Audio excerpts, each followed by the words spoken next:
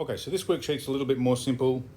A lot of the stuff in here is looked up from the previous tab. So remember the previous tab had the pattern that I'm flying today, which is 3 sectors departing at 0700 Zulu through Cairns, Brisbane, Sydney, Melbourne. So what this sheet is all about is basically using the CAO48 lookup table on the right over here to work out where you are, what's your max duty today, and then it uses the scheduled departure times and the flight times that are stored in here to work out when you have to push back on your last sector in order to sign off at your destination within either max duty or max duty plus 1 hour. So let's just zoom out a bit.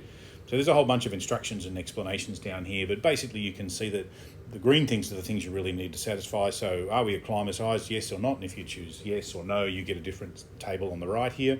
How many sectors you're doing, and you can see it's already populated with 3 from the DFR sheet, but I could choose and override that in here and delete the formula if I wanted to choose 4 sectors, or we're doing 4 sectors today, or whatever I want to override.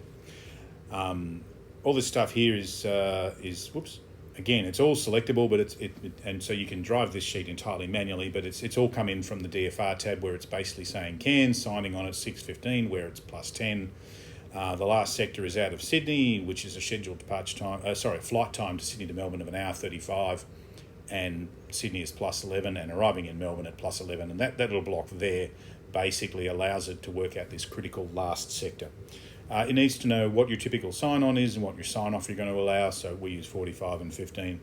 And now all the work is done down here, where basically it looks at signing on in Cairns, and then adding max duty to work out what the end of the duty looks like in Melbourne, and then rolling backwards from Melbourne here up through to Sydney in order to work out what time do I have to be leaving Sydney in order to sign off in Melbourne at max duty, and then it adds an hour that for potential extension, which summarises down here into what you need to know, and that's just transferred across to the DFR sheet over here for reference, and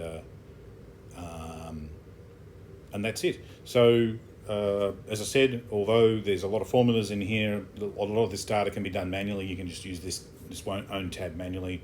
I have this sheet as a separate calculator as well. Someone else wanted to use it on their own, so a lot of the lookups are all gone, but the calculations are all in there. And you can see it's highlighting over here.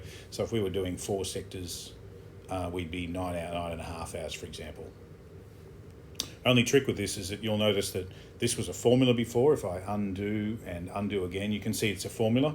But as soon as I overwrite it and say, no, I'm doing 4 sectors today, I've lost that formula. I can undo, but eventually, effectively, once you type data in over the top of formulas, you've typically lost the formulas unless you are able to undo enough steps to get back what you've changed.